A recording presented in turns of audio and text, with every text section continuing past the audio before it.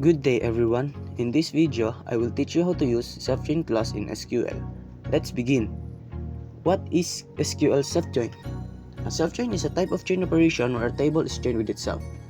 It allows you to combine data from a single table by creating a virtual copy of the table and establishing relationships between the original and virtual tables. Self-joins are also used to compare or combine data within the same table, often by creating relationships between rows within the table. Syntax: select column name from table 1, T1, table 1, T2, where condition semicolon.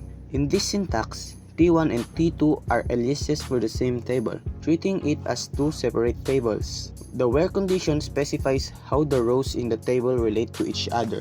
Here's the query.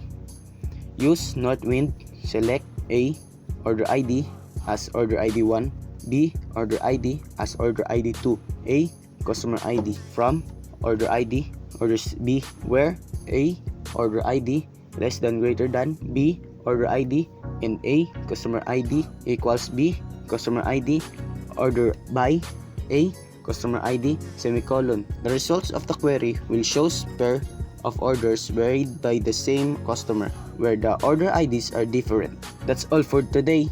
If you found this tutorial helpful, don't forget to like, share, and subscribe. See you in the next one.